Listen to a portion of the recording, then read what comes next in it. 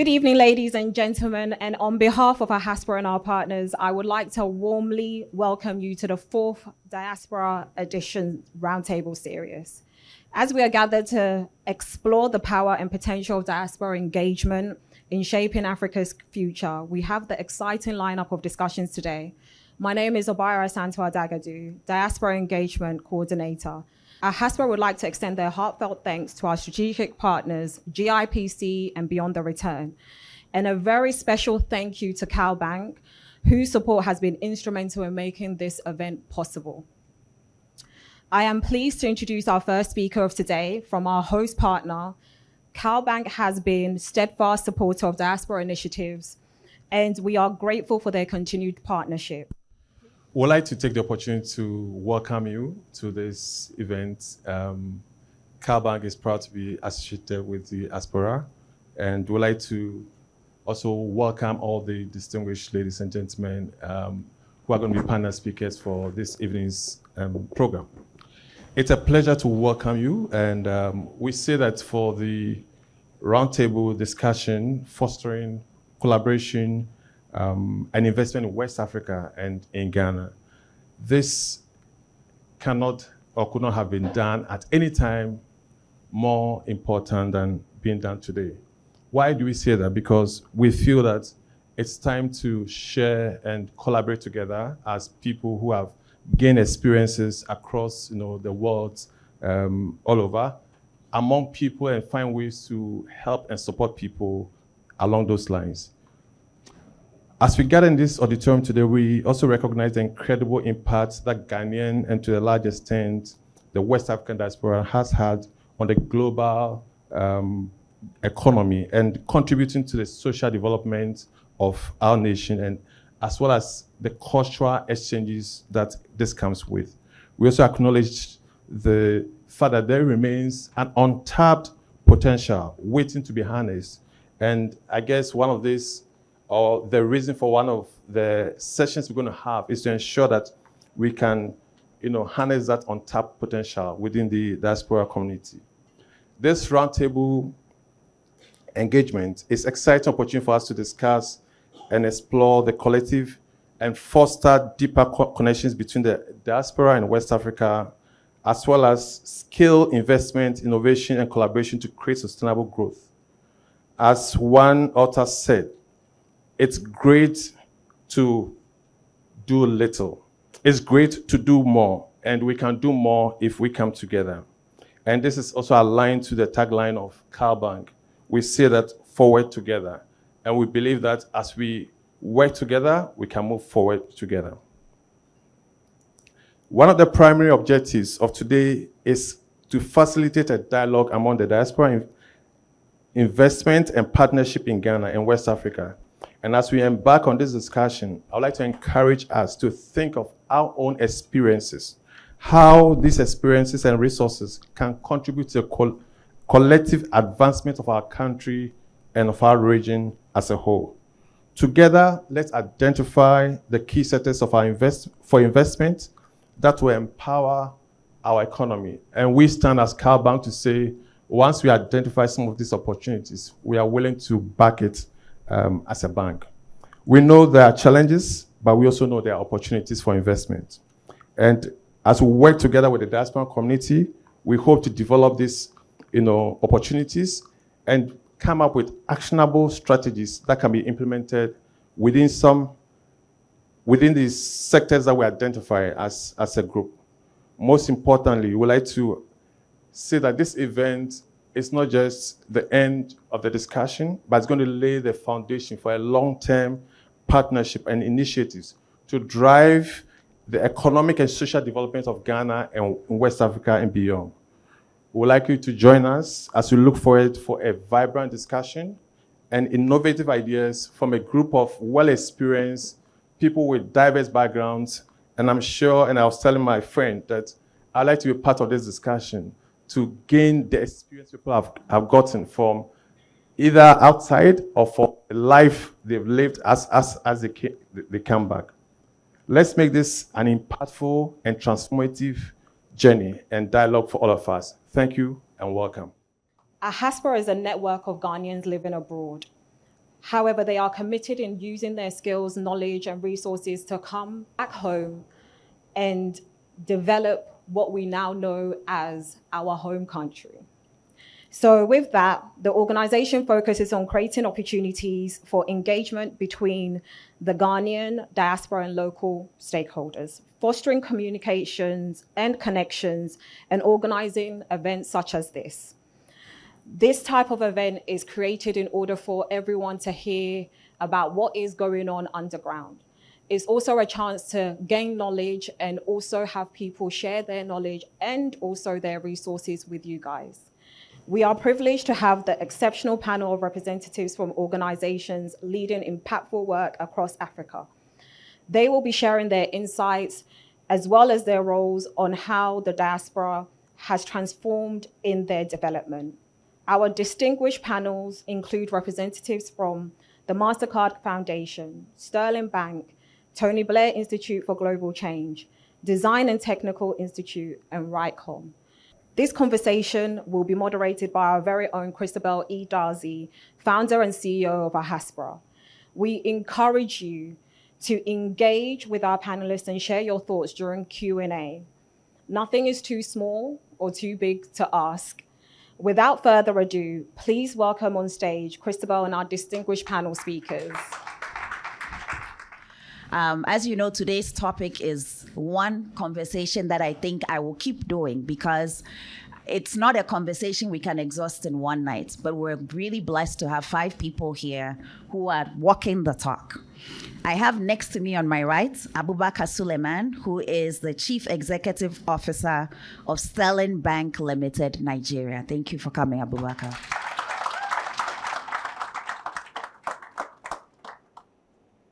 Right next to him is Rosie Finn, who is the Country Director for MasterCard Foundation, Nigeria.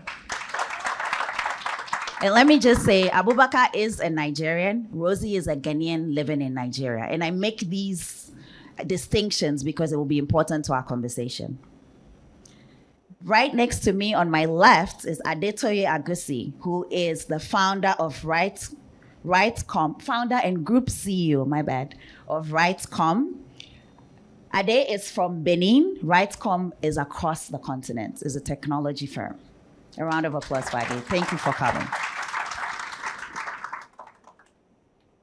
Next to Ade, for those of you in Ghana, I'll be surprised if you don't know her because she is a stalwart in our country. Constance Swanika is founder and president of Design and Technology Institute Ghana. A round of applause for Constance. Thank you so much for making the time.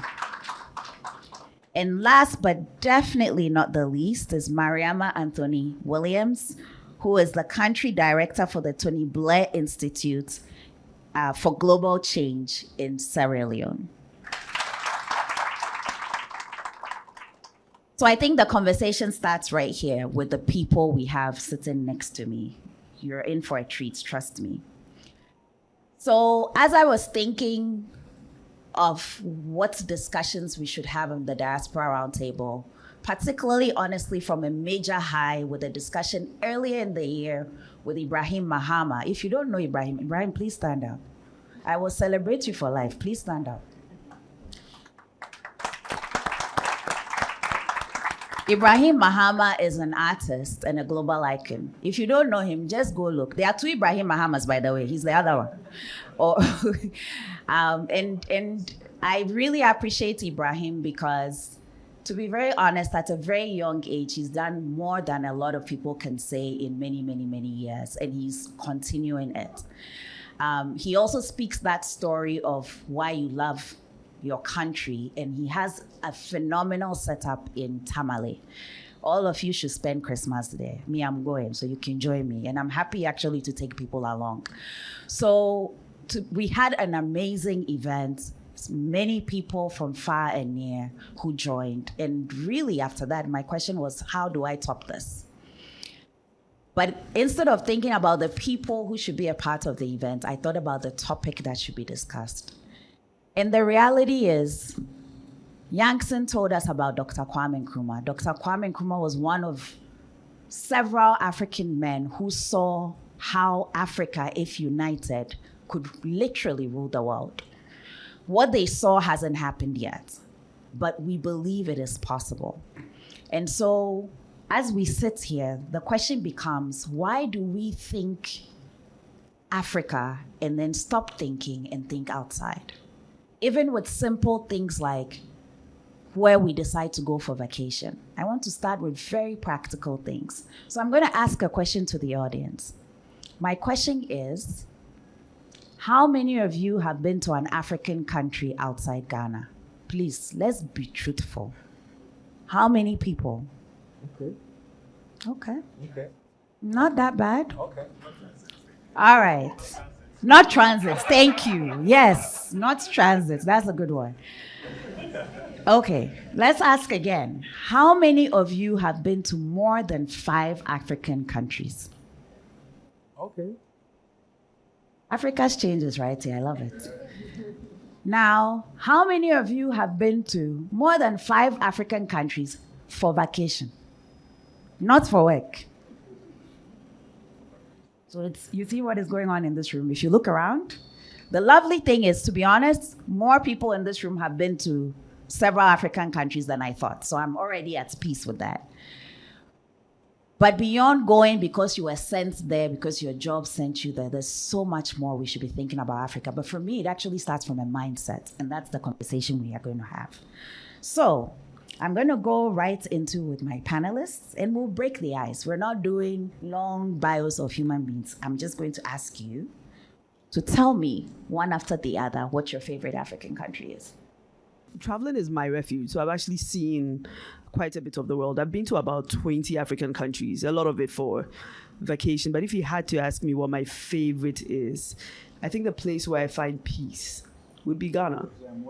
Every time I land on this soil, there's some peace that fills me. But I got to give a shout out to my new adopted home, though. You can't sleep on Nigeria. It's been such an amazing experience. So I would say Ghana and then Nigeria. Nigeria is really for the suya. Nigeria is the only country that starts from the Sahara and ends at the Atlantic Ocean, and everything in between you have. So we have it all.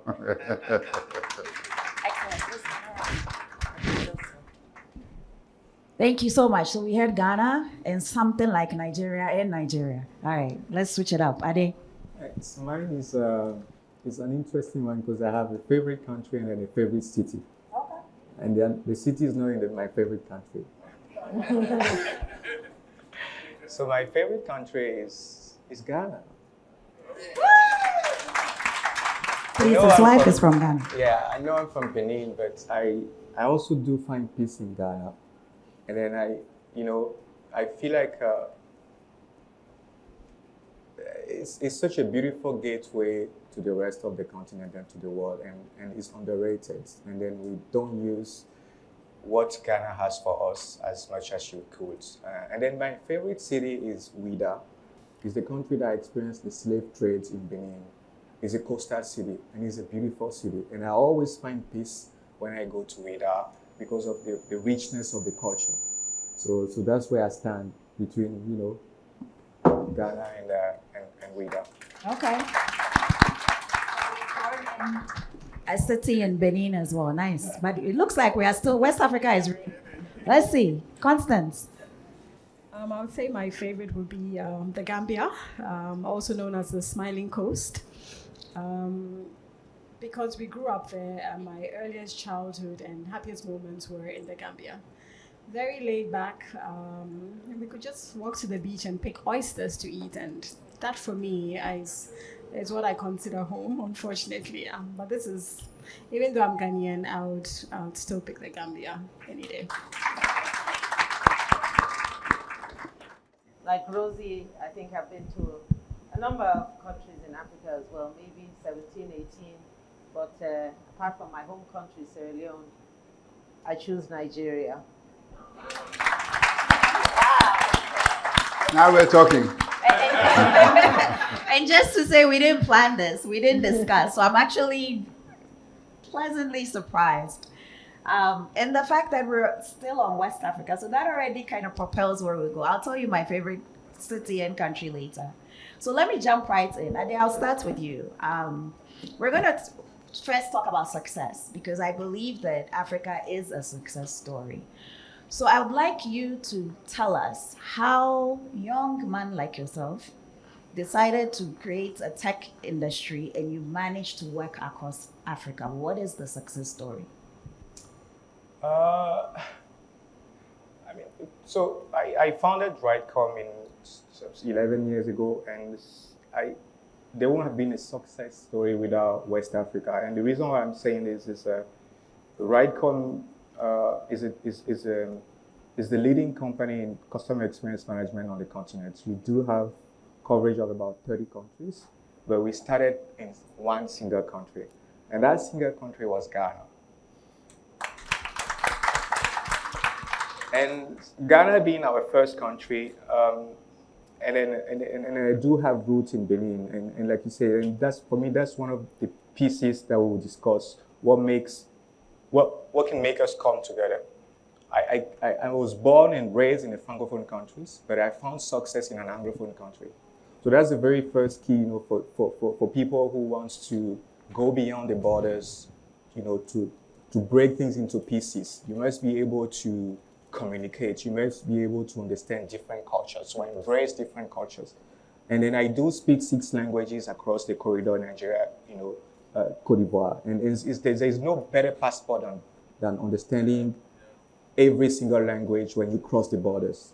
It's this. So for me, starting from one country and being given the opportunity to grow my team across multiple countries, Cote d'Ivoire being our biggest Francophone market in terms of revenue, Nigeria being our biggest Anglophone market in terms of revenue, but then Benin is our biggest country in terms of headcount. So we are quite diverse. And then all those countries are in West Africa, even though we cover 30 countries. So there must be something about West Africa that we are not leveraging, and that's what's behind the success of Rightcom. I came in Ghana backpacking, and some 12 years ago, I didn't know any Ghanaian when I came here. But here we are today, the leading company in customer experience in Africa, and we must be proud of that. And there's so much to say how you can scale if you understand,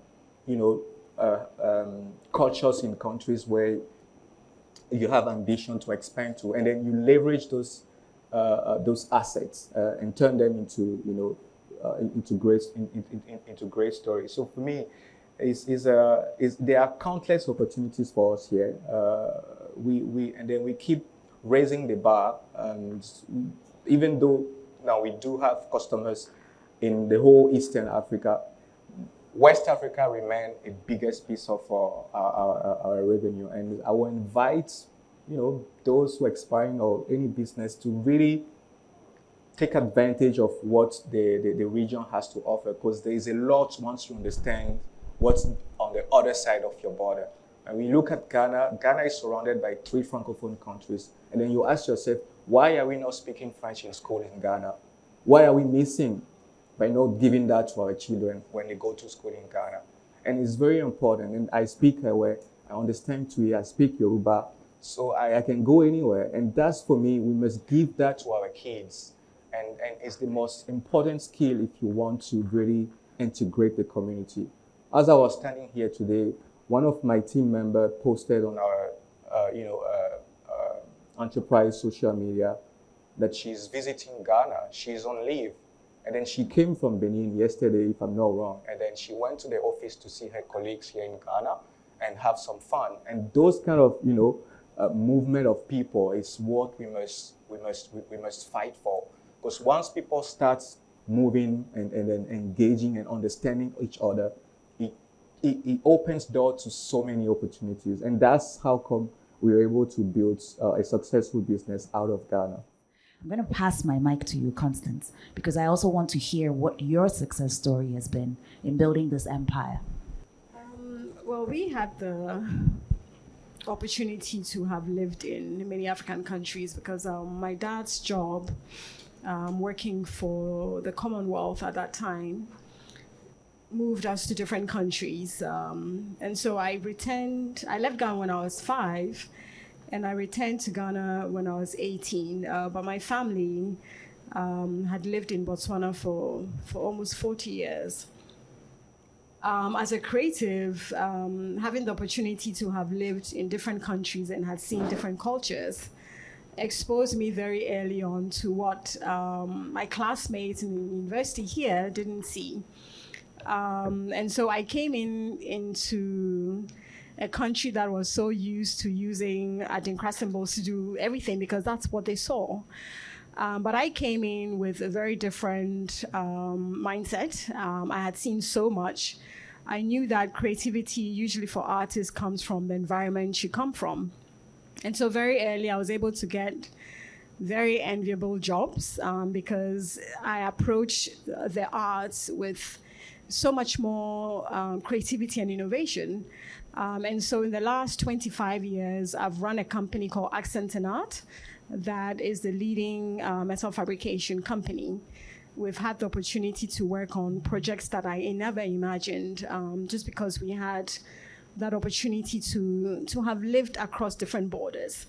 And so I'm grateful for having that opportunity to have seen so much. And I think that's the thing.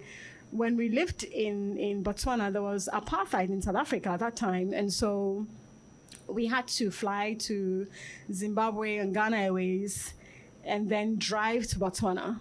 And so we lived across all that. I mean, we were in the Gambia in the 80s when the first coup happened.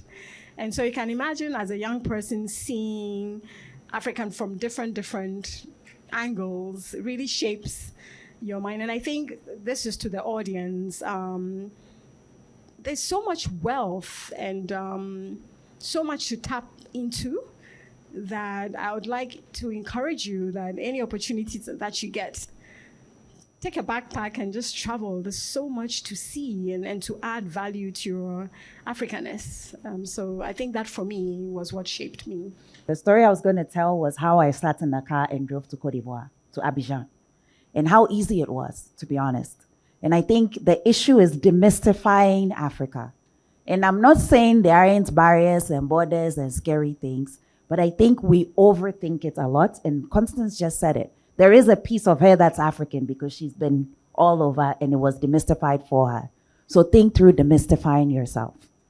Abu, you run one of the best banks in Nigeria. And you've been doing extraordinary, innovative things. I want to hear from you in terms of what the mindset is for you and how you've gotten there. Thank you, and thanks for inviting me. I'm going to start by embellishing this conversation around the diaspora a little bit. I don't think that we're doing ourselves justice if we don't start by opening with the fact that the stories that we tell about people moving to other countries are highly exaggerated, so are the opportunities. And that the more of us that travel across our border to those countries, the more difficult the circumstances become. Either because there are so many of us there looking for the same job, or because there are so many of us there that those people start looking at us funny. In the same vein, the stories that we tell about the difficulties of being in Africa are also exaggerated. It is never really as bad as we make of it. And if we continue to tell these difficult stories and never balance the story, then we discourage those who would actually come the other way and thereby make it even better. Because the more diasporans that actually come home, the bigger the pie becomes. Because these are people with incredible experience that they can bring home. So let's always remember that when we tell the story. The second comment around diaspora, before I then talk about specific issues, is it's not just an economic conversation. Yes, it's fundamentally economics, but there is a spiritual conversation, there's a cultural conversation, there's also a political conversation. Because there's a political Africa, whether we like it or not. Until we start to think about our role in the world as a continent and how the diaspora actually fit into that, then we're not having a complete story. And we can't have a complete story for the diaspora unless we weave it around a cultural enterprise, around the fact that their soul would always be on this continent, and that this is probably the only place on earth where they will ever be at home. We have to tell that story.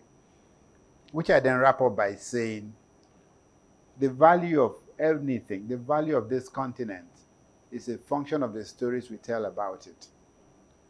This building is very valuable. It became more valuable the moment we started talking about these green credentials. It is true of everything. Unfortunately, we've mastered the act of telling very negative stories about ourselves and forgetting to tell the positive story. The little resort where we stayed at Aburi, in my view, is one of the most undersold spaces I've ever been on earth. And I've been to a lot of spaces. I'm down here in Nigeria. I should know about that place. I should aspire to go to that place. So we must collectively commit to telling the stories that need to be told. If we don't tell the stories, why would any diaspora want to come here in the first place? And to be fair, Ghana has done a better job of telling that story. So please keep the flag flying. But storytelling is an individual thing. Regarding what we've been able to accomplish, I would speak about 3 areas where, as Africans, we need to learn to be proud. I'll start with banking. Nigerian banking, to be precise. 90% of the banking business in Nigeria is done by Nigerian banking, Nigerian owned, Nigerian run, Nigerian managed, Nigerian staffed institution. It's unprecedented. And our banking is as sophisticated as you will get in most part of the world. So what's my point? We do not, if we get really serious, need anyone to come and build even sophisticated things for us. The second comment I'll make is when I was a younger man, I remember that the single largest company that sold cement on the continent was owned by a French company called Blue Circle. And when you wanted to buy cement, you bought an allocation and you waited for 6 months for them to deliver the cement to you. And so the allocation itself became a tradable commodity that you get and then you sell it. And we're all waiting for this company to decide when to increase cement production to match what was a clear market opportunity. Today, Dangote cement produced an equivalent of 50 times what Elephant cement was producing at that time. And produces so much cement now that it is selling cement across the continent, across West Africa. Another African story, which he is repeating with refinery. Currently, he's just completed a refinery that can serve the whole of West Africa. Again, these are success stories. The last one for me is obviously my favorite. I promised myself I won't talk about the jollof thing today. So I'm going to talk only about entertainment and what the Nigerian entertainment industry has done for this continent. The cultural battle that they are fighting, subliminal battle that they are fighting and winning, that in the mouth of a Thai taxi driver, the words of Nigerian artists are spewing as you travel across the world. These people are being exposed to our culture for the first time in a very positive way. And for the first time, people are excited to come to this continent, and we just need to build on it. So the success stories are not mine.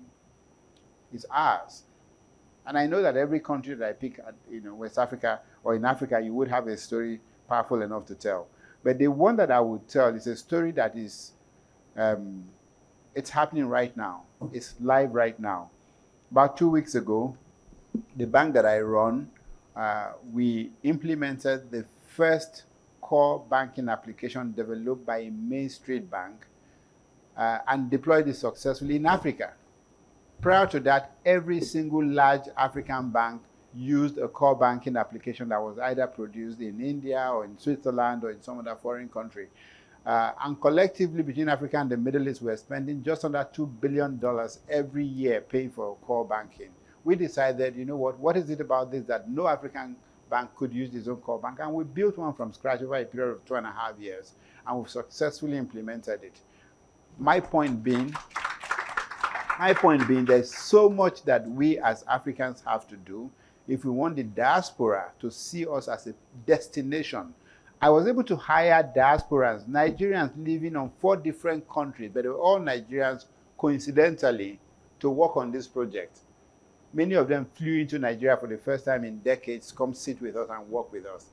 We need to give them the reason to come here, not just to be entertained, but to build cutting-edge products, and we need to start. So I think my call to action is, it's not enough for us to appeal to their emotional senses. we have to also demonstrate that we represent the future.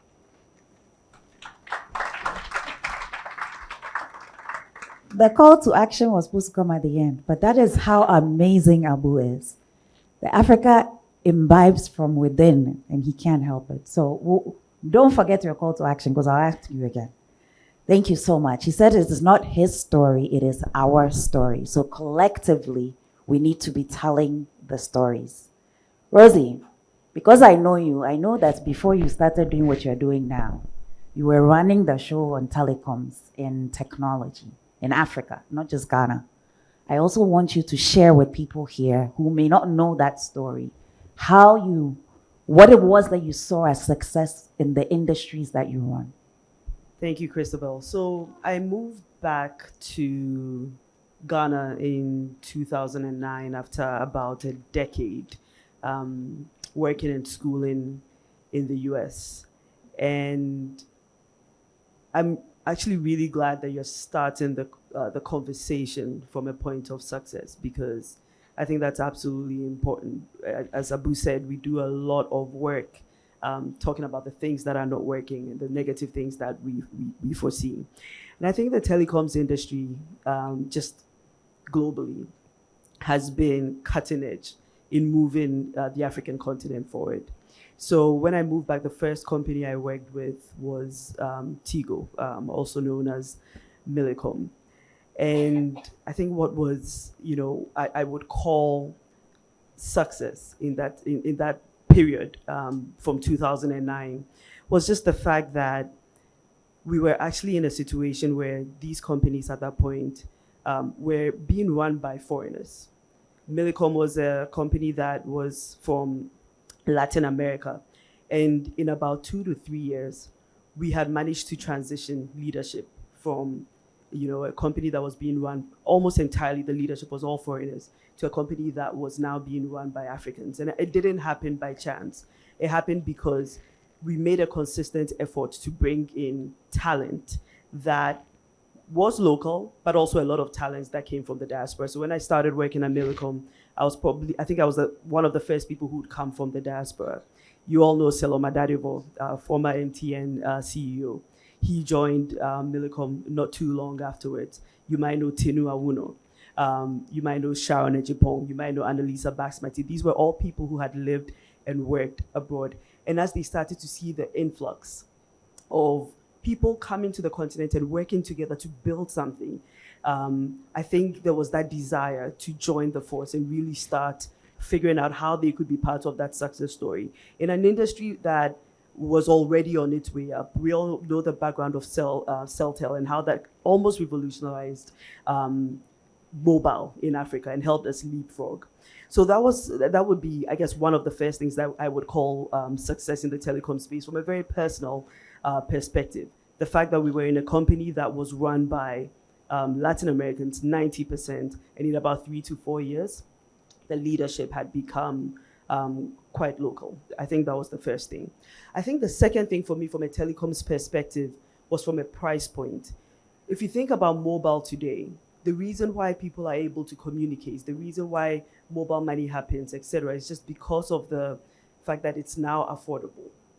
And that didn't happen by chance. The competition in the industry was actually very important in turning around the tide from what was a very high-class industry at the beginning, where if you didn't have very significant funding, you couldn't even afford what they call the Mijina Bonting and make us say these very big bricks or phones. And there was a concerted effort within the telecom industry on how can we actually bring down pricing so that it can be affordable to everyone. And true that I think from a very fundamental point, we were very profit driven. But we also realized that the more people who could have access, the more people who could talk, the more people who could communicate would actually open up and actually result in a space where there was actually a lot of profitability.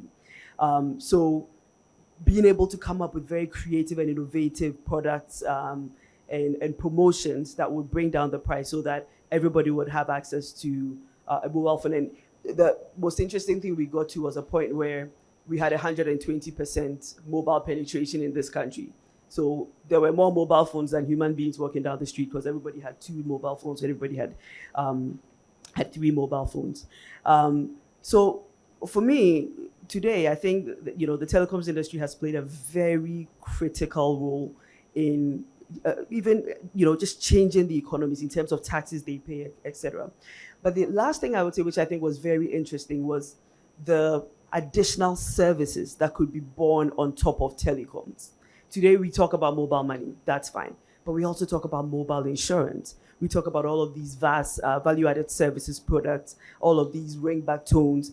People are able to sit and innovate. And the evolution of fintech, the evolution of even medical technology, telemedicine, etc., is built on the backbone of telecoms. And I think it has really been an industry that has changed the face of Ghana. If I look back to when I was moving to Ghana, I was thinking about working in banking. I was thinking about working in telecoms. What I saw as the potential for the telecommunications industry was that it will touch the life of every person in the most rural areas of Ghana. And I think that's what the industry has been able to do over time. So it's something that I'm actually quite proud of. Thank you so much, Rosie. I think you touched on so many important pieces, and I think the most important one is the touching lives. Through the work that Africans and Ghanaians did, and she did my work for me because we're coming to the diasporans later, but it's the whole idea of how we all have a space in development. And folks came, left the US, the UK, etc., to come home and build the telecom industry, and it's what we see today. 120% penetration. That's amazing. And we're seeing that floating across the continent. So thank you very much, Rosie. We were intentional about talking about the success first, because when you think Africa, please think success. And the success is in this room. It's Elikem Tamaklo leading Nyaho Medical Center, for example. It is Elikem Kwenya. Where did he go? Is he still there? Who is a global figure, amazing lawyer. I could keep going, right? And we really need to start thinking success when we think Africa. That being said, there are some real challenges that we need to dig into. And I'll start with Mariama, because Mariama is the country director of a global institution that is looking at governance. And we do know governance and policy. Without that, you can't have the success that we're talking about within the private sphere. So Mariama, if you can help us understand a little bit the role of governance and policy and how that is fostering and or hindering success on the continent. Over to you. I don't know why I have to be the person to You can start with success. Well, maybe before I answer your question, I want to piggyback on Rosie's conversation, that it also took an African to take a chance on Africa in the telecoms industry, that all the studies would have, were pointing to us never being able to afford this, and it wasn't a market that was viable and this and that. But, somebody decided to make that investment, and that has been a game changer on the continent. So now to Christabel's question. I don't know all the answers around challenges, but I think government creates that enabling environment for a lot of things that the private sector has to do and for the private sector to thrive. And I think in many circles, government is seen as the boogeyman, this bad person, this bad actor, and the people that we should be afraid of. But I think what we should be doing, there are two sides to this, and I think the first part is not just to go to policies and strategy. I want to take us all the way back to how we even get the government in the first place. And so before you complain, you have a responsibility. How many people in this room are over 18? Pretty much everybody. All right, pretty much everybody, which means you're responsible for the government you elect in Ghana. We're responsible for the government we elect in Sierra Leone, across West Africa. And I think we have choices, and that's where it starts, in terms of who we want to represent us. So not just the president and cabinet. It starts from your representatives. I'm sure a lot of people don't know who their local councillor is or who their MP is. they just voted for the party symbol.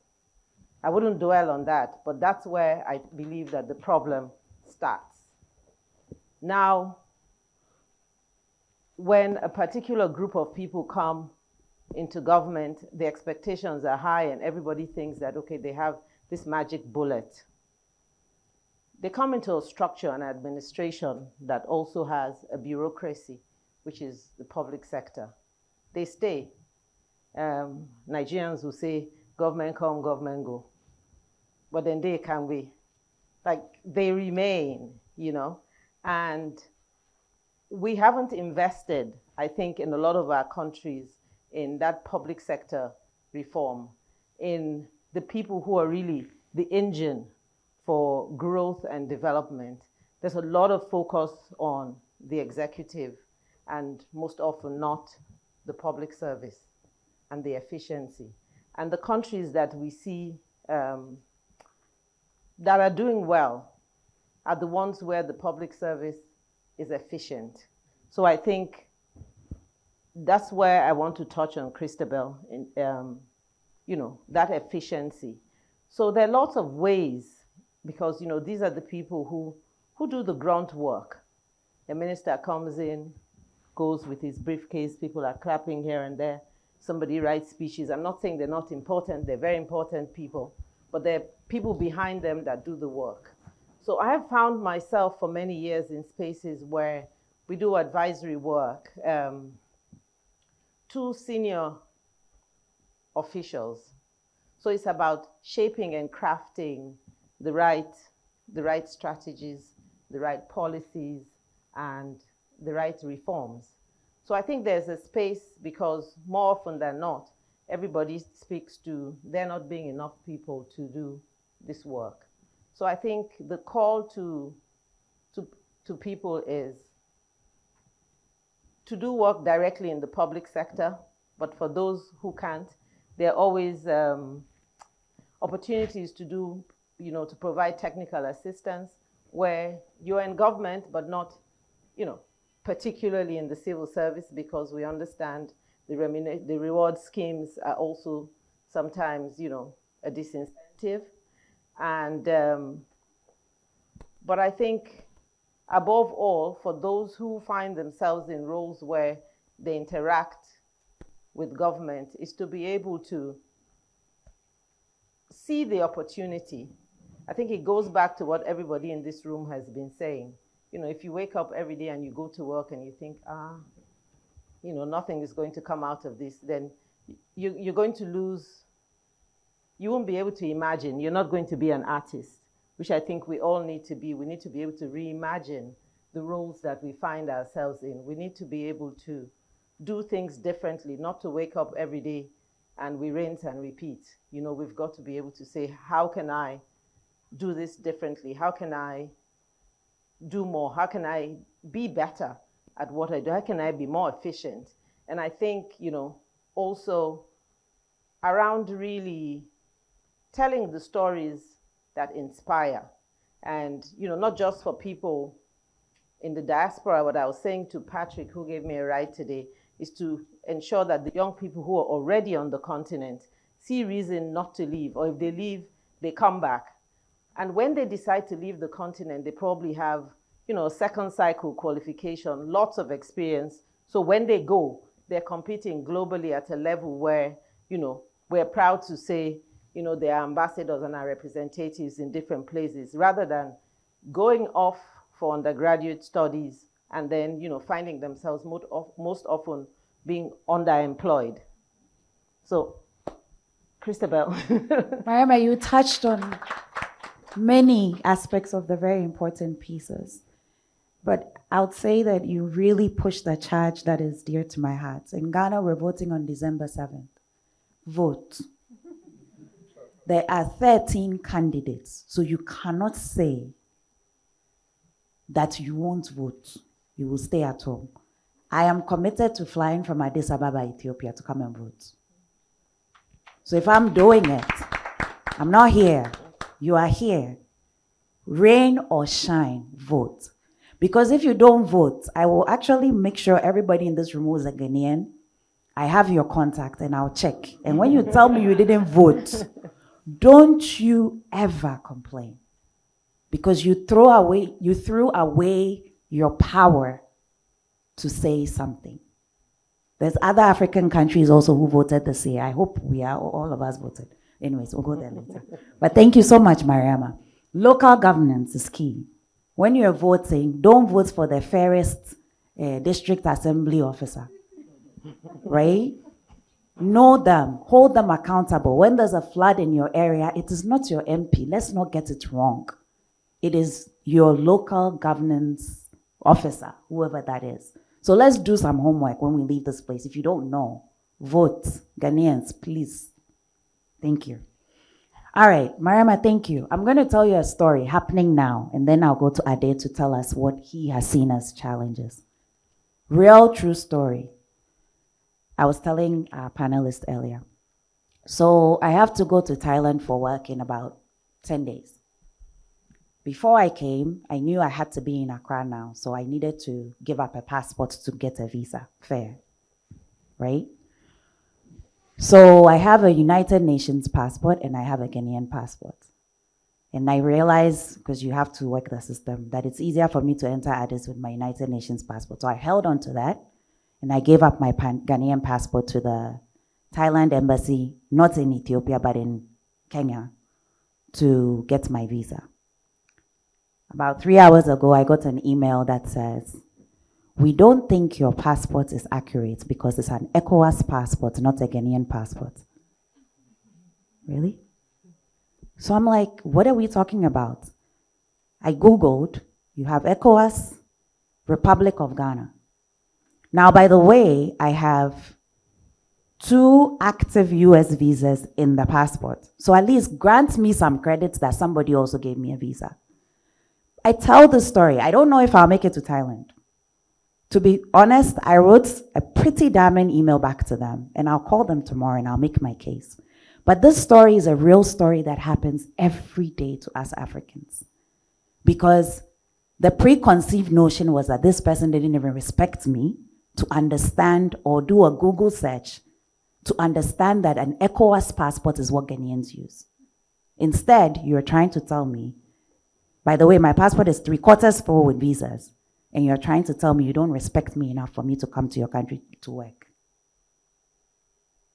Actually, Ade, before I come to you, I want Abu to come in here. Abu, why are we here?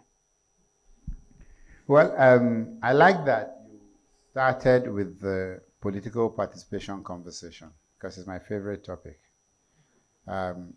You're the one in pain.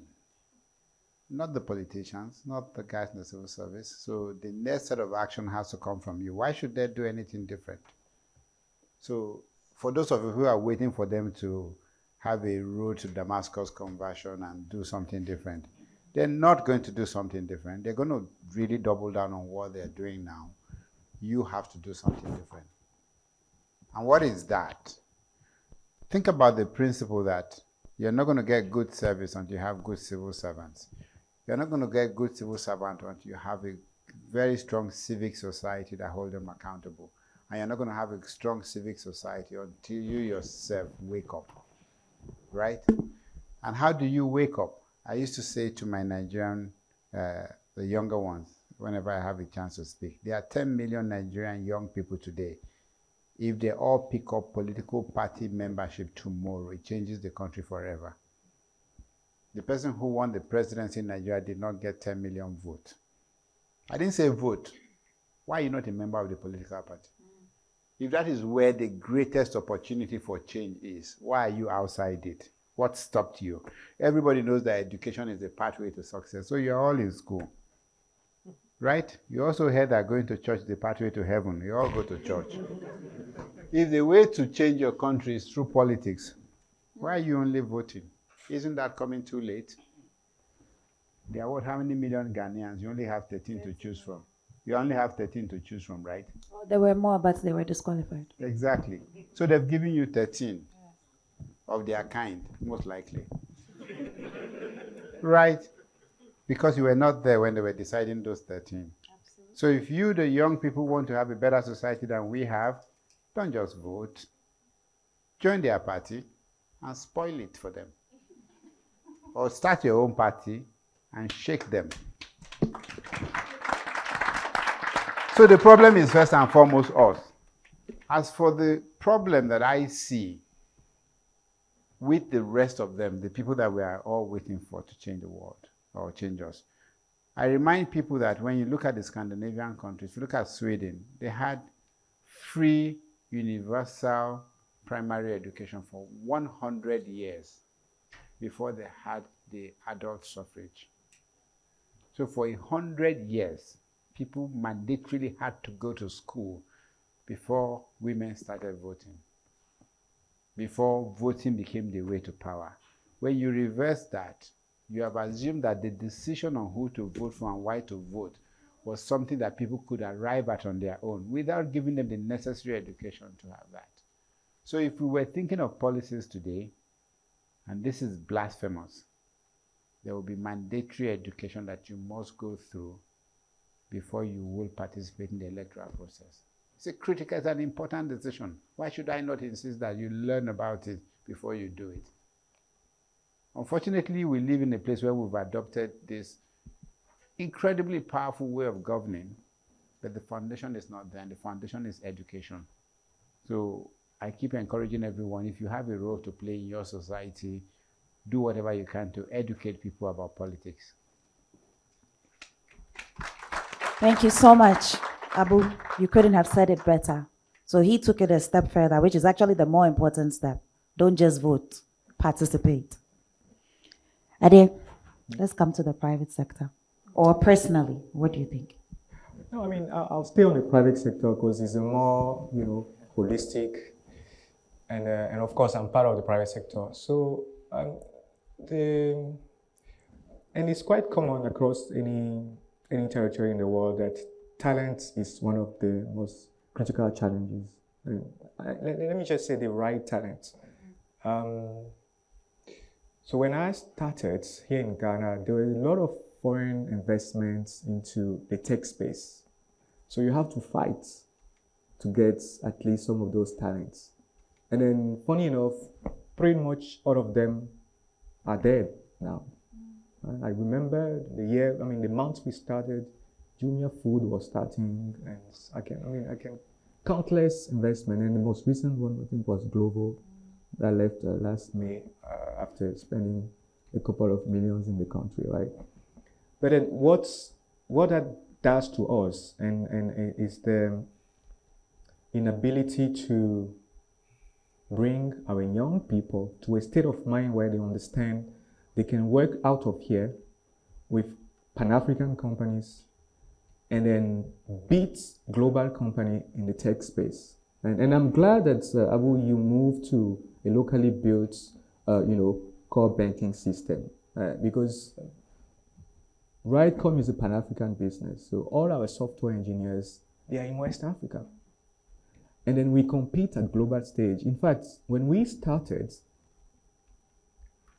and things have changed now, not only the leaders were foreigners, but most of the telecom companies were also owned by foreigners.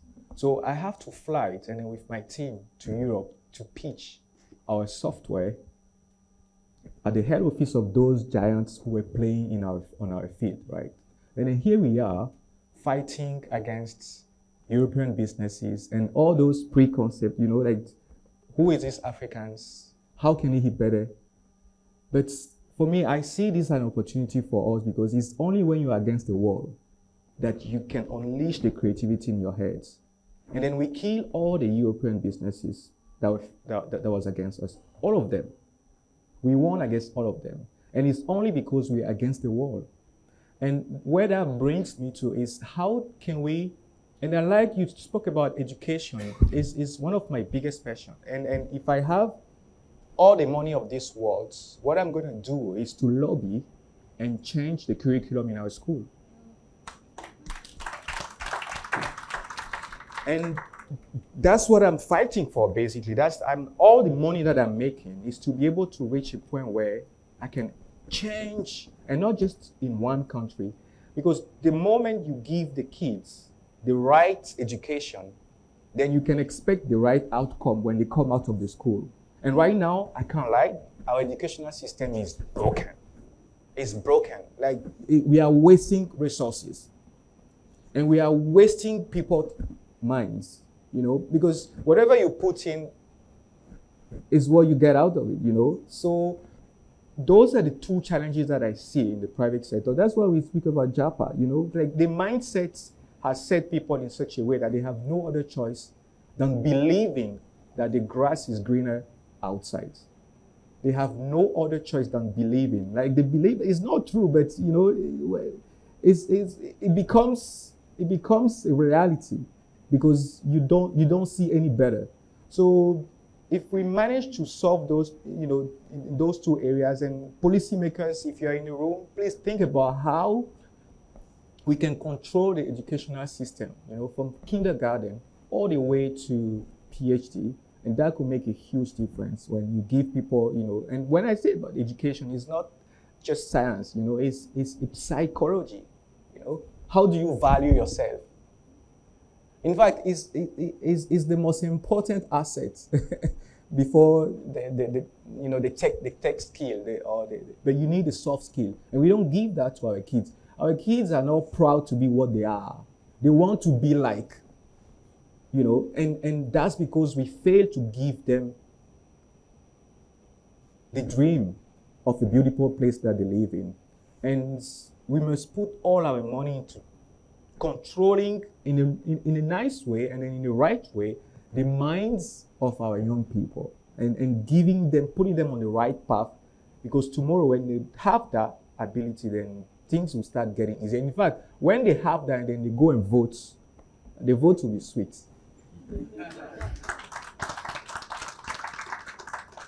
Ade, you couldn't have said it better. Nelson Mandela said education is the tool that we will use to change the world. And Constance, you knew I'll come to you because this topic came up. You're doing something special because our education is skewed. This is the truth. Yes, we have the Ashesi universities and others who are changing the game, but that's a drop in the ocean. Constance, tell us, I wanted you to tell us what the challenge is, but I also think if you can help us understand what you're doing as well within that, I think that would be really great. Thank you. So Christopher, when I started my business many years ago, a lot of the times you go on site and you're working alongside an Italian tiler or a Chinese laborer, and for me there was something fundamentally wrong. And they kept complaining that, well, we can't find artisans who are able to work at the standards we're looking for. I was working in the construction industry where the construction industry was dominated by Italians. So I felt it was a cartel to deliberately keep Ghanaians out of the market. If you look at the mining sector, it was also dominated by South Africans or Australians. And so everywhere you looked, the big industries, the doors were shut to Ghanaians, and they all kept using standards as an excuse. And I felt that, but we have a local content bill. Who gives them work permits?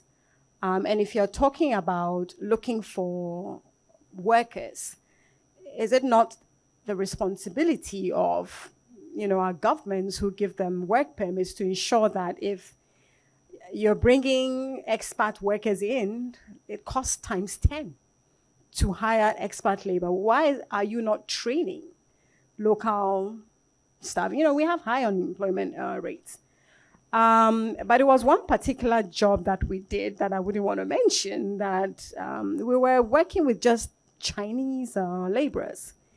And every morning we come to site, they would have damaged our work, because they just couldn't imagine that a Ghanaian was able to work at such standards.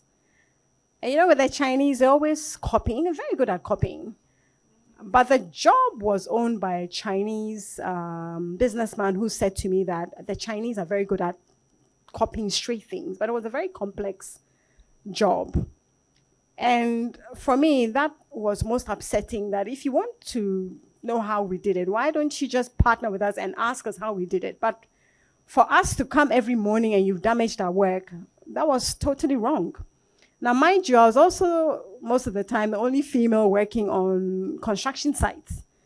So there was also the problem of a woman working with, just male artisans, and that problem of why they would even ask me was a problem.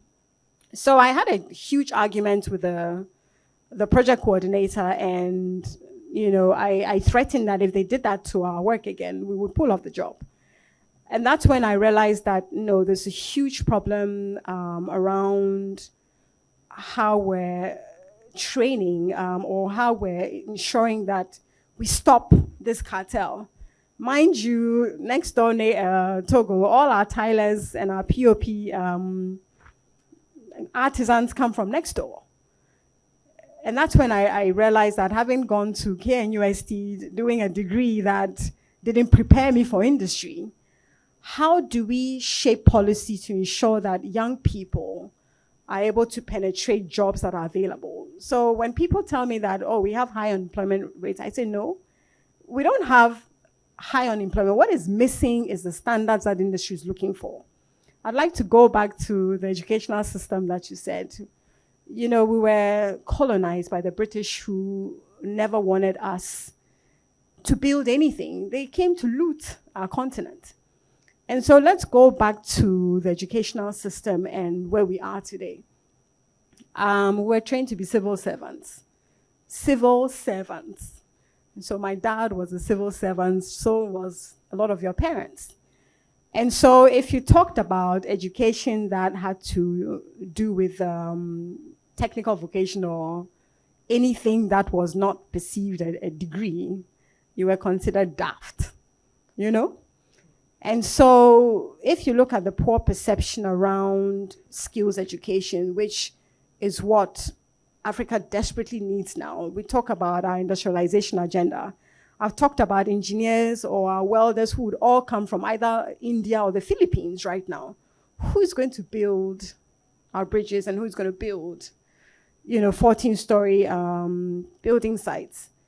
One of my colleagues is here, Cecil. And so if you're building anything, it's 5 times more expensive. Everything is also imported. So by the time you're done, with a project, it would have cost you times 10. Everything that we're sitting on is pretty much all imported.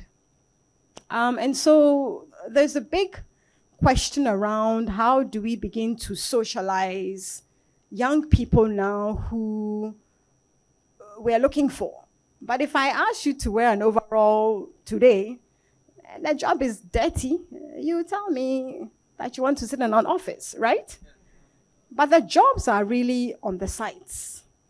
On construction sites, it pays very well. I'm in the welding industry. Welders are earning $70 to $100 an hour. Mobility means that if you have a good welding certificate, you can work in Nigeria because we're working on oil rigs. We don't have to be flying in 11,000 welders, because in Nigeria, they were building the Dangote refinery. You hired 11,000 Indian welders because they couldn't find what they were looking for. And I think that's the reality, is our own reality, that there has to be a mindset shift. We talked about the mindset. Ibrahim and I are artists, and when I was in KNUST almost 30 years ago, we were perceived daft, because I didn't study engineering or anything, but I work on projects that I advise the architect, and I advise the engineer that when you were at the concept stage, where were we? We were not considered intelligent enough to be at the design table. And so they bring blueprints, and you ask him that, did you consider the weight of the material? Did you consider the material type? What were you thinking? And then they have to go back to the drawing table to re-engineer. And this is what it looks like. It hasn't changed. Ibrahim, correct me if I'm wrong, but we are even not respected in our own field. And so what we are doing is, how do we shape and how do we change the narrative around where the jobs now is. And then mind you, we've been talking about technology. You're in the area of AI where a lot of jobs have gone out, and will never come back. But if you're creative, if you're using your hands, there are things that technology can never do. Now you can 3D print a house. So the future of work is something that I think as Africans, we really should begin to start thinking of. And how do we shape our educational policies to start looking at degrees that are not necessary? Why are we studying courses that, dondology and things like that, that really we will never need? And how do we also quicken the way we churn out young people into the workforce very quickly?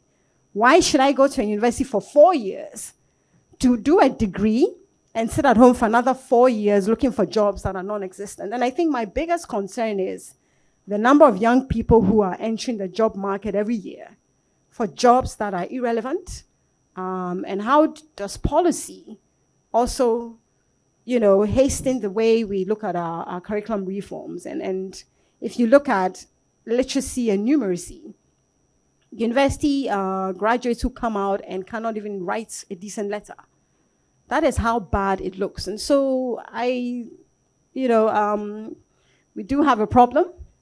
And I think it's up to us as industry to also stop complaining that we can't find young people, and to also give them access, so we're all part of the problem as well, if you ask me. Invite them into your organizations. Take chances on them. Let them break things, right? Yeah, thank you so much. Because I want the audience to come into the discussion, I'm actually going to skip one part because all of this has to do with the diaspora. Everybody sitting here has been abroad, stayed abroad, and then come back home to make a difference, which is why we're here. So we'll speak within that. But I'll go around and have this conversation because we should be solutions driven. And I'm going to ask Rosie, I'll start with you. Dig in deep. I want real tangible ideas of what we can do better, starting from a premise of why we are not connecting the dots. Let's not do whole Africa. Let's just start with West Africa. Because in my mind's eye, if we're looking for investments, if we're advocating for change, when we show up as West Africa and or Africa, it's such a louder voice than Ghana or Sierra Leone or Benin. So what is stopping us, but how do we start doing things differently from today? I'm going to touch on that, but I actually really wanted to touch on the point Ade made, because all is not fully lost. A lot of it is lost, but there's some hope. Because one of the projects that just understanding and acknowledging what you're saying around the education system being broken fully, and I fully agree with that, was a project that we only did at the MasterCard Foundation last year, which started with spending 3 years looking at the secondary school curriculum and figuring out how to revamp it and coming up with a new curriculum that was 21st century oriented, better communication skills, around critical thinking, building confidence at our senior schools. There are about 762 senior secondary schools, and as part of this program, we actually have a team that's going around every single one of those schools, sitting with the teachers, imbibing this curriculum that only got passed through Parliament at the beginning of this year, to get them to understand. Because the problem is, you can have a new curriculum, which is only step one. The teachers have to be willing to adopt it. So we had to put incentives in place for the teachers to want to adopt it. The school leaders, principals, etc., had to also want their teachers to be, focused on this new curriculum. So we had to put incentives in place to make them interested. And this team that we're working with actually had to go school by school, all 700, building from the ground up. And I've actually spent some time at the end of last year and this year sitting in some of those classrooms in some of the most remotest areas and observing the kids who have now started going through this program, actually learning their numeracy and their science and all of the things, but learning it from a critical thinking point of view. So they are not asking them in going through rote learning. They're coming up with creative ways to the point where these teachers are actually using tablets. A school in the middle of Ibri, corners, very far inside, had a teacher using a tablet to actually start to instruct. It is the beginning. I think there's a lot more work that needs to be done, but there's stuff that's happening in that space. But also to say that's at the secondary school level. You have to start from the basic school, right? If they don't have the right fundamentals before they come to secondary school, you've lost a bit of it, but hopefully somebody else will go and tackle that one. We can't do everything. You'll go and tackle that one. But it's really important to also acknowledge that there is some work going on in pockets that can hopefully help resolve this. And Cristobal, to your question on some of the things that we can do, look, I have a passion for tourism and arts and culture, and I think Abu was talking about all of the amazing things that we've seen in the area of film, in the area of music, etc. And this space on tourism, he's right. I think 2019, we also, the year of return, beyond the return. Cristobal was everywhere. If you looked on Instagram, just all over the place. And it was a good time. It's true. But that was great. We were starting to tell the right story around Africa and what can happen. But you got to follow that up with the infrastructure that is required. When you go to our tourist sites, why is there no bathrooms that are working? Why is there no, we've spoiled the areas, and all it's becoming is people sitting in Accra and having a good time and going to, restaurants and going to clubs. That's only the beginnings of tourism. I've been to places in Jamaica where they have a little rock, then they will hang a string from that rock to another rock, and people will pay lots of money to swing across. And we have so much space, so much talent. I've actually taken the time to drive around this country, 2 weeks from Accra all the way to the north and back down. This country is beautiful and there is so much to see. And yet we are not taking advantage, of that and all of the opportunities that exist. So it starts with us all figuring out ways to build the right systems and infrastructure to make this place attractive.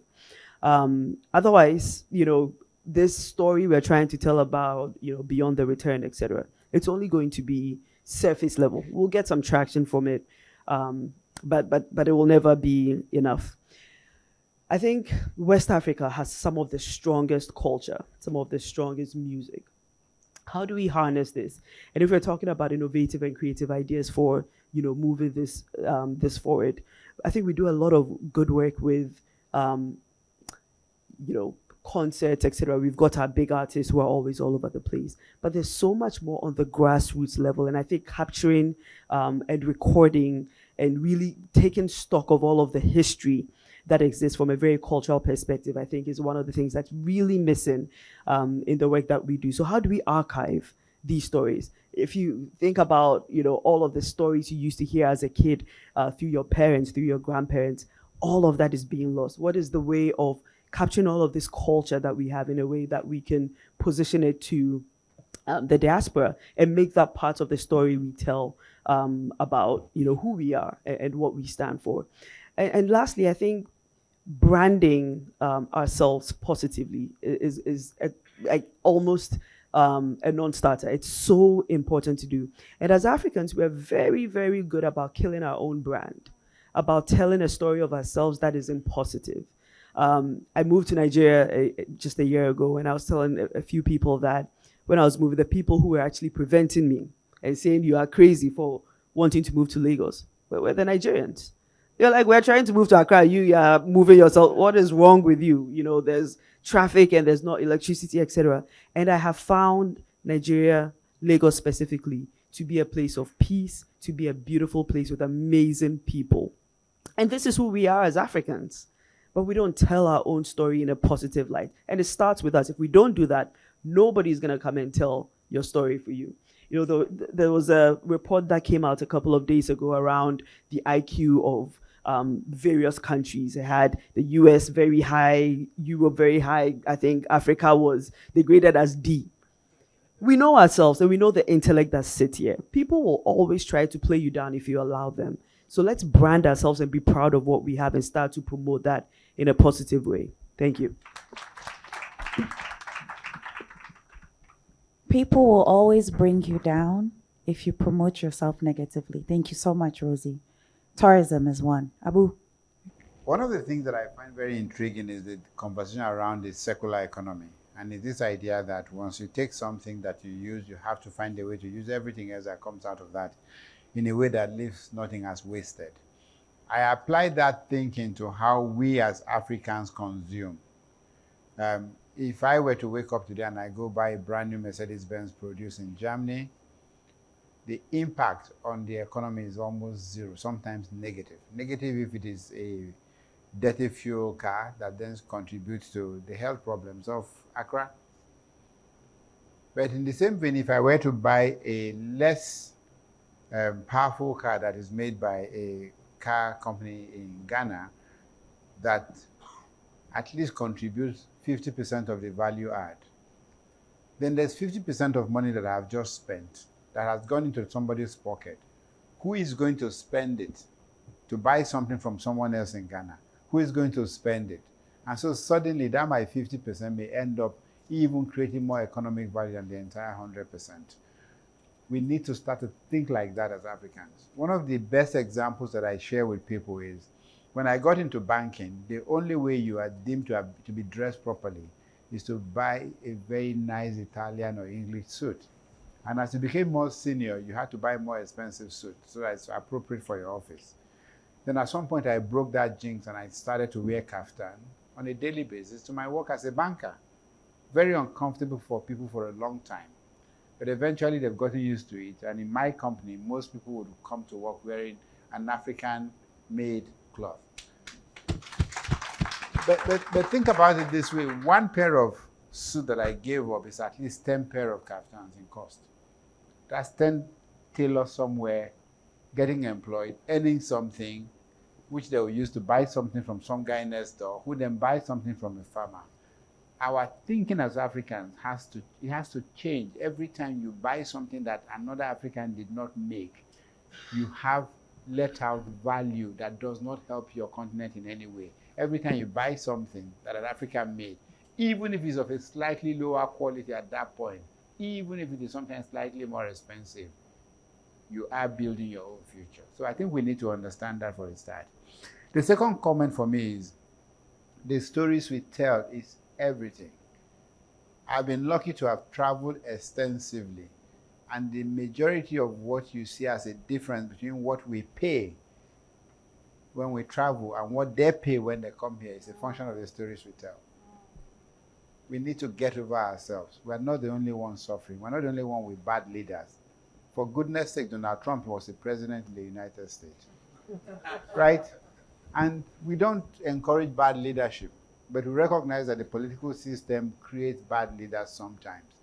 That doesn't take away from your country. There's a difference between criticizing your country and condemning your country to poverty. Criticize your government by all means. Do not condemn your country to poverty. And luckily for us, this is one thing that is actually doable at the individual level. This does not require to put any organization together. Go home tomorrow and tweet something about the greatness of Ghana. For goodness sake, take a picture outside the sun. The sun, that is a gift. That is our destination. You know, we talk about all the things that people come to see. We are the tourist destination. The average African, your aura, your warmth, the way you smile, the way you look at people with kindness, as opposed to these places where you go, they're cold. You understand? They're cold. They act like they don't want to see. Even when they smile at you, you can see behind that smile. It's an act. But we are the artifact that people must come here for. Let's invest in that. Our colors, our laughter, everything. Why are we copying? Why can you copy something inferior, for goodness sake? Even our building, we copy too much. There's so much of Africa that we need to bring together. I also think that amongst all else, we must see the diaspora as a legitimate market. We must target the diaspora. We must make things and produce things so that through the diaspora, the things that we make will then be globalized. It's so much easier for Nigerians living in Houston to start to patronize a Nigerian restaurant or wear Nigerian clothes or whatever it is we make. And eventually, you would see an Ethiopian, then you will see an Egyptian, you then see a Jordanian, and eventually you see a Swiss wearing those clothes. Let us use our outreach. We have penetrated their society with our people. Then through them, let us penetrate their economy with our goods. It's so important that we do that. And finally, let's stop underestimating our capacity to produce things of value. If someone has said that the small bank that I work with in Nigeria would one day wake up and say, enough is enough. I had a $25 million contract for 5 years with a gun to my head. Sign this contract or you will not have a core banking. In 14 days, I cut off on the 1st of September. My contract was expiring on the 14th. I was determined that I would rather die than give another $25 million to some company for something that was not even designed for us, that doesn't work well for us. My hope is that what we've done now will inspire Africans across the continent, starting with the financial services sector.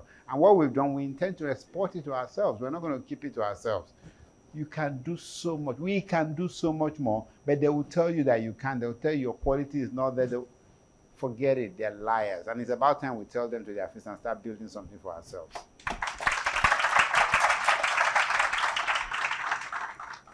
Thank you. Thank you so much. I won't say anything because Ade, tell us. We're in solutions mode. From where you sit, give me some solutions. We'll stay focused on West Africa. That's fine. For solutions. When a child is born in any of the West African country, that child must be on a path designed by the system to allow him that by the time he becomes an adult, he understands what's happening around his country of birth. He understands the history. He understands the culture. And then he has reached a level of confidence that allows him, if it's onion that he wants to sell, to go in whatever neighboring country and then leverage on that. If it's a technology business that he wants to run, to understand that he doesn't go and leave, he doesn't need to go to work for Google or Microsoft to be the best in the field. And it comes down to me, to policies that we can change. And I mean, I'm glad, Rosie, what you guys are doing with Master, but for me, you can't scale without government. It's just a fact. Yes, there is so much we can do, but to reach all places of the country or all places of the West Africa, you need governments. I mean, look what has happened to Dangote. You know, he still needs governments. There's nothing you can do. Even if we don't like the government, even if we criticize them, we need them to make big changes. Otherwise, we won't have the impact that we need. So I'll put so much into investing in those line, culture, history, confidence, pride of being an African. Because that's the only action that I value as that could give us the greatest, the greatest impact. If Dangote did not have, the passion for this continent, he won't do what he has done. Like, why do you want him to raise so much money if he doesn't believe in the continent, if he doesn't believe in his home country? So you can see from that pattern that the only way to get the scalability, and in fact, the oil that he produces is not just West Africa, it's the whole sub-Saharan Africa that he can supply. But you can't get to that stage if your mindset has not been set, and then luckily for some of us, yes, we haven't gotten that in the public space. I went to public school, but then somehow I find my way to reset my brand and then make it a pride African brand. And that's what I wish for all of us. When you wake up in the morning, there must be something that makes you proud. And then there are books. Even if at this age, it's too late for us to go back to kindergarten and understand how gamification can change the way kids interact with them, allow them to travel out of the country and meet other neighboring countries. I mean, there are a lot of students in Benin who come to Ghana every year. But why don't we have, those who have studied maybe language in Ghana for the first year of, how do you call it, after graduation? You have to work for 1 year. National service. Why don't you have your national service being done abroad? And then that way, and if you have done languages, that means you are teaching other kids in other countries a language that they did not understand. And at the same time, you are transferring culture. So, and this comes at no cost, because national service, it comes at no cost, but it gives so much power to West Africa. So let's not just go far. Ghanaians who study language can move to Togo, Cote d'Ivoire, Burkina, and then spread the value of Ghana. So what's going to happen? Those people who have experienced interaction with the Ghanaian will now see Ghana with a different pair of eyes. And for me, practical, this is what I want. And then I'll use all my money to fund those, engagement, because it's not going to change. You're not going to see the impact today, but I'll start from, kindergarten. And then I know if you give those kids the right mindset, when they are 20 years old, their dream will not be to Japa. Their dream will be to build Africa. And that's what I want for. And that's the spirit. That's what brought me into the business of technology, built out of Africa and sold to the world, And let's spend our energy on, that kind of dynamic. When you wake up in the morning, you are proud to be what you are. You don't want to look like someone. You are just proud because you are from the continent of the world. This is Africa, guys. This is Africa. Wow. Built out of Africa and sold to the world. To the world. Thank you so much. We used to do social studies. What happened to social studies and Africana studies? The young people that we work with at DTI, when they come, they all want to be American. And I'm thinking, one, you don't even have a passport. You've never even traveled outside your community and you want to be American. And we had a visiting professor who teaches in one of the top universities in America say to me that you need to introduce Africana studies into your curriculum.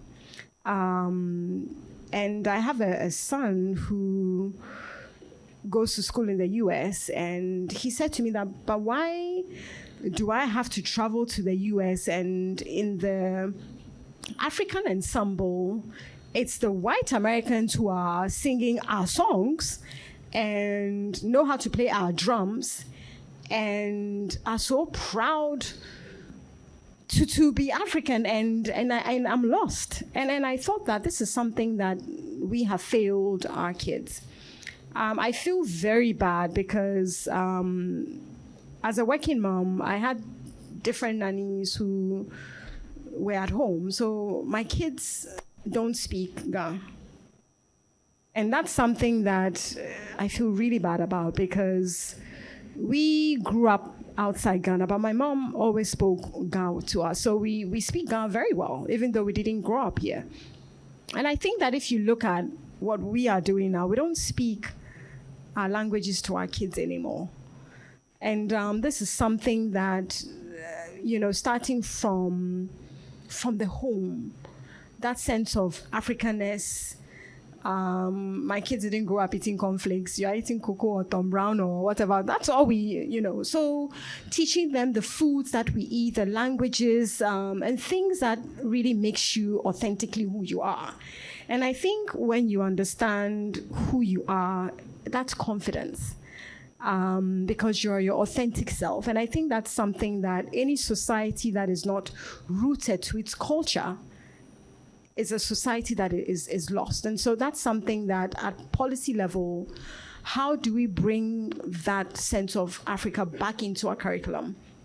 And how do we also begin to, if from today, there's something that you're doing that is not selling Africa, how do we begin to slowly start, not slowly, radically start changing the way we think of our Africanness? I think for me, since in this conversation, I will wear a public sector lens, is, first of all, I'll talk about two things quickly, so I'll allow for questions. I think the first thing is around cohesion, around a whole of government approach to many different things. So when Rosie was giving the example about tourism, I think people, and we see this, I'm sure not just in my country, in other places, but a siloed approach to everything. So, okay, you want to build a resort, you build that. You want to do arts and culture, and you do that. And whilst you're doing it, you're fixated on that. You haven't thought about maybe some taxes in travel or transportation that are not going to bring the people, or the roads that are going to lead to those particular areas. So really, what will be the game changer goes beyond political will, it goes beyond technical expertise, but speaks to that policy cohesion. So it's almost like a three-legged race. You've got to have strategy, you've got to have policy, and then you've got to have the delivery part of it, the getting things done. So if one part is moving ahead and the other isn't, then we're not making any progress. Everything has to move in unison. So we were talking about education and reimagining our curriculum. I mean, it's a big thing now in every country. It's almost like constitutional reform. When you open it, there's no end to it. So we have all these fancy curriculum, but that hasn't gone in tandem with teacher training. We have a curriculum now that has been redesigned that even has robotics. Who's going to teach that? I don't know. But, so when we think about these things, it's to think about everything end to end. Abu was talking about, it being cyclical. So I think for me, that's the first thing. The second thing I think for West Africa that's big is rule of law. Every country that has developed, and there are lots of studies about a direct correlation between rule of law and development. And for people in the diaspora, when you're there, you obey all the laws. When you get to Africa, it's almost like, okay, you don't want to do this, and if somebody says, turn left, you're acting up. A friend of mine told me that, oh, the police stopped me and I didn't even stop. I said, why? Would you try that in the US? You probably end up in a box. But, so for me, rule of law, I think we've spoken about a lot of things here that are going to push this continent forward, but it's about obeying. If we talk about health outcomes, we're going to have to be the people that do not litter. We're not going to have rubbish all over the place and in our walkways, and the health outcomes, are going to be bad. We can train as many doctors as we want, but they're fundamental things that we must do. So I think that's my short pitch, and I'll allow. Thank you so much. We need to think through it holistically. You couldn't have said it better. So I'm opening up the conversation to, hey, all right, I like it. My question goes to Mr. Abu. Telling the story, I want you to help me to know how to tell it, when to tell it, and whom to tell. The reason why I'm asking you this question is two reasons. If we move out of Accra, the heart of Accra, and go to the communities, Labadi, the circles, you see innovative things from our young people. But when you ask them, they don't know. Either they don't have the story or they can't tell it better. Again, if you look at those outside who have traveled outside Ghana, anytime you are talking to them, maybe on business, they will say, Ghana for Nkanokure.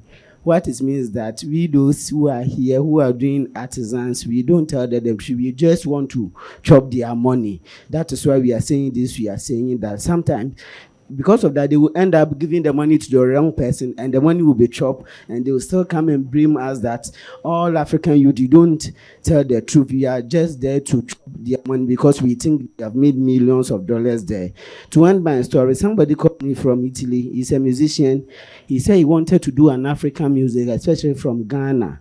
So he needs an idea. And I told him that we are past the negative stories. So if he needs an idea, he should think about our beautiful agricultural land, our technologies, the beautiful culture, tourism, and the people we have. And I'm still thinking about better story to tell this musician when he comes. He's planning to come to Ghana because he said he has the publicity over there. So I want you to hit that, because if I'm going home, that's today, that to tell a better story of Excellent. Africa. Thank you so much. Thank you. Currency. I haven't had any conversation around the issue around common currency or how the currency plays out well or not, because in Europe, as it were, they freely move around, and it's one of the biggest thing that helps. But again, there's also that aspect of, if we maintain our individual currencies, should that still be able to work for us as it should? I'll be happy to hear a bit more about that. Then the issue of fair wages. We people are not paid as they ought to be paid, really. And when Constance was speaking earlier, she mentioned about people in the welding field. If someone had told you they would want to study welding, I mean, as a parent, you just throw them out of their house because you think that's not something that's lucrative. But it really is lucrative, right? But beyond that, and the other fields that people are working in, how do we ensure that people are paid well, and then people actually do the job that they ought to do to get the salaries that they deserve? And the final one is the issue of spirituality, religion, etc. I like the angle Abu took it from. Personally, I'm more into circular economy and all. So when he said that, I was thinking he was coming to the real issues around renewable energy and all that, but he stayed on that aspect of looking at different things from different perspectives. So I'm just thinking, how do we also ensure that, as much as Africans are a people who have religion, have culture, and follow a certain pathway, we are also able to harness that potential? Because I think it's something that we sometimes lose sight of, and it's all spiritual, but we don't add the key things that should be added. And I thought we perhaps can look at that a bit more. Thank you. Thank you so much. Maybe we take one more. Are there any initiatives within Ahaspora that encourage diaspora investment in the housing sector, and how can private building companies support? Well, what stories should we tell? Who should we tell it to, and how should we tell it? I think the first part is, the first person you tell stories to is yourself. Until you can convince yourself, until you believe in your story, you're not going to be able to tell anybody successfully. So you first have to ask, what stories am I telling myself about myself? And that's one that depends on who you are, depends on where you're coming from. The second aspect of it is, when you're going to tell stories outward, it also depends on what you do. So for instance, when the Nigerian movie industry started, there was a lot of negative stories that relied on all the bad experiences of African families, the stepmother, the witchcraft, and all of that. And it sold for a long time, but it also sold us short. What we are now seeing is a younger generation of movie makers who are now thinking about the big stories. There have been big African empires that have done great stuff, and that's now beginning to feed into it. That is going to sell a different Africa. It's different for me as a finance person. The way I have to tell my story is by doing incredible stuff that when these people encounter it, they're going to go, wow. Nigeria had a payment system that has been instant for close to 10 years now, that still doesn't exist in most of Europe or America. When they visit and they encounter that story, they start to see us differently. So sometimes storytelling is actually how you conduct yourself. All I'm saying is that the next time you're talking to your friend, talk about the possibilities of Accra or Ghana or Aburi or whatever it is, because it's real. You don't talk about it. I came to Ghana. Look, the first time I paid for a vacation with my money, I came to Ghana. I went to Cape Coast, I went to Mina, I went to Akosombo, I was in Accra. But nobody told me that story. If I met a Ghanaian in Nigeria, they're not going to talk about some of the incredible experience. They should talk about it, right? Nigerians who don't waste time, who will go tell you? There's another comment that I think I should take, the one about currency. Yeah. One of the most amazing things that Nigerians, I keep saying Nigerians, the Africans are doing right now is the Pan-African payment and settlement system, PAPS, that Afrexim has supported. It is incredible, not just in concept, but in execution. What have they done? They've made it possible for me to sit down in Nigeria and I want to buy something from you in Ghana, and we do the deal, and you pay me cedi, for instance. And the way you pay me cedis and I'll get naira is that you say I have this amount of cedis to pay. Once it goes up, there are multiple people who need various currencies across Africa who will pick the money that you put up to pay me, and it may go through Egyptian pound, it may go through the South African rand, so among themselves all instantly until naira gets into my account. This is live, this is happening, this is built by Africans. So we may not necessarily have to do the currency pathway anymore, or it could be in addition, but right now what we have is we are able to bypass the dollar and whatever the BRIC currency would be, and trade directly in African currency, do it instantly on our own technology without all of the middlemen. It's incredible. So I think what now needs to happen is the same way the payment side has been solved, the logistics side needs to be solved, so that I know that if you're going to ship that beautiful desk that was made in Ghana to me, I will get it in 3 or 4 days in Nigeria. Then I'm willing to pay for it. It won't matter whether you are in any part. Final question. The wages part of it. You're sitting on the work of a carpenter, and most likely an Italian carpenter or, no, it's the Polish. The company, this company is Austrian or Polish. They make almost all the beautiful movie and theater seats in the world. But it was made by a carpenter, it wasn't made by God. He got paid well, we paid for it, we paid extra for it. So we can pay, but we have to do first. That's why the work that Constance is doing is so critical. If you now walk up to one showroom and found this furniture, piece of it, and it cost about half of what it would cost to import it, why would you import it if the quality is as good? So we can pay, but we're not going to pay for rubbish. The problem is what we produce, and we've got to produce the right thing, which is why I love what our creatives do. Our creatives create work that doesn't matter wherever you are in the world. You pay for it, right? I think I'll stop here. There's a question about religion and spirituality, but I think someone else can take that. So, my 2 questions is one from my brother over here, actually, is what do you see cross-country logistics being amongst Africa? And I'll give an example. I was in Singapore 2 weeks ago. It's a $300 round trip from India to Singapore and back. But if I want to go to Nigeria, Charlie, sometimes it's $500-600. And that's quite steep. How are we going to grow in terms of business for that? The second was, how is everyone dealing with situations of corruption when encountered? As a business, in private sector, in multinational sector, how are you dealing with that? And I'm sorry, there was one more question that I'm going to throw out is, while the diasporans are coming back, a lot of the media around it is come, chill, go clubbing, bounce. How are we actually plugging them back into the system?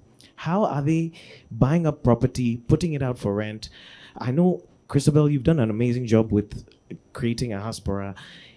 I see some stories from this, but there should be a lot more than this. Thank you. I actually went to school for a little while. Are you related to a Finn, Kofi Finn? He was my school, yes. So you look like him. So I had some issues when I was growing up because I hated math. And I hated all the stuff, science. I was very good at dancing. Matter of fact, I danced with Tiwa Savage and I went to high school with her. So I was a good dancer.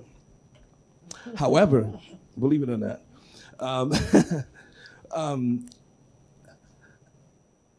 the big question is, with people with learning disabilities, so-called learning disabilities, there's different styles of learning, the kinesthetic way of learning, the auditory, the visual, the sort of thing. But I remember when I was in high school, all they did was just chew and pour, regurgitate information, and I wasn't that good at it. Eventually, when I found my learning style, I graduated in the States with a 3.79 GPA.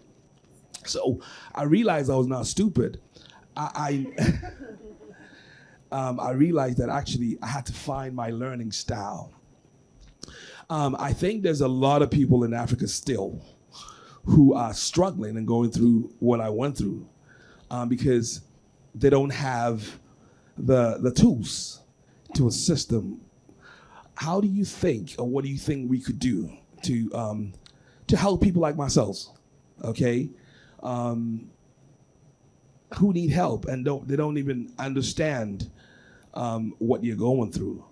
Because you were called all sorts of names, especially when all the good guys were doing science. They were the smart ones. And I was doing arts. I was, and when you're not that smart, they put you in technical drawing and then you're like the third-class citizen. Right.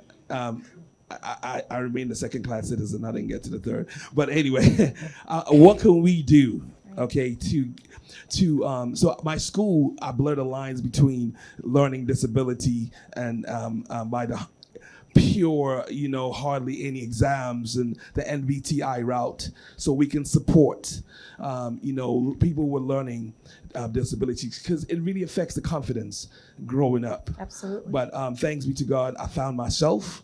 I know who I am, and I think we need to go back to the drawing board and see how we can address and demystify this issue of learning disabilities. One of the things that I've used to move up in life is that why the wait, not the action. When I completed nursing training, it was one of my biggest dreams to establish an orphanage home. But always we want to wait for sponsors, we want to wait for people to help us to get into our dreams. But I decided to start it from the scratch, gathering things and then send it to the rural areas. And my perspective was also to start it in the rural areas, because the research I did was that most of the orphanage homes are being established in the cities. Sometimes you find them close at the roadside. So why are we abandoning those in the rural areas? So I started this thing without any sponsorship, like any cash. But right now, I could say that for 12 years now, I've been taking care of more than 35 orphans. And some of them are now in the SHS. So as youth, as we have gathered here, all the submissions here, we rather channel it into the action than rather waiting, and we can achieve our dreams. Thank you so much. So since you sponsored us with the room, I can't say no. Please, you have the last question. One thing I realize is that bank has to be bold and intentional about in terms of using local resource or local labor. And so what I realized we did at Car Bank is that about 10 years ago, the bank decided that a lot of the applications that we do, which we always outsource to foreign companies, we have to build it in-house. And so the bank went local. We created an automated automation team and a DIB team plus our MIS. And basically the function is to ensure that we build our applications locally. So those of us that are Car Bank customers, you see the Car Bank app. Everything you see on the app is built locally, in-house. And basically what this has done is that it's given us an edge in terms of the solutions we are able to provide to customers. This year, I think at the FinTech Award, we were at FinTech Bank of the Year. At the Maiden ECD Hackathon, I think we came as #1. And basically, it's because we've been intentional about the solution we deploy, as I think Dr. Abubakar said. And I also realized that, when I started banking, I've been in banking for 16 years. I realized that banks have to also be intentional in terms of providing support to local businesses. You realize that a lot of the businesses we work with, they do not have that capacity in terms of the knowledge they need, even in terms of bookkeeping. So you meet a customer, you realize that you really have to train them in terms of what they have to do in order to get to the level where the bank can really support. And so what most banks do is that they just stick with the successful ones, the big players, the multinationals. And I think it doesn't really help. So as banks, I think that is one thing we can do. And for Cal Bank, I work with a commercial banking team. It's a SME team. And basically we manage about 12,000, that's my unit alone, about 12,000 SME customers. And basically all we do is to train them. And Ahaspora is one of them. I think we do a lot of engagement. And so I would like Dr. Abubakar to also come in terms of the intentional interventions that what banks can do to at least amplify or support the local economy to do better than I think we are seeing. Thank you so much. And please, when we are done, I'll be around. If you need to talk Thank to you very much. Let me say, I found out that people came in from Cape Coast and Kumasi. Cape Coast is about an hour and a half's drive. Kumasi is about 5 hours, and they are here. So thank you. Thank you. Evidently, it's an important conversation. Thank you. We will be able to go out and then have more conversations. So I'm going to leave your questions open. Like I said, we can't cover all the conversation here today, so we'll do many more of these to digest it. I'm going to go to my panelists to close. I'll start from Mariama. And my question to all of you, one word that excites you about Africa. When you think Africa, what is the one word? I have a lot of hope.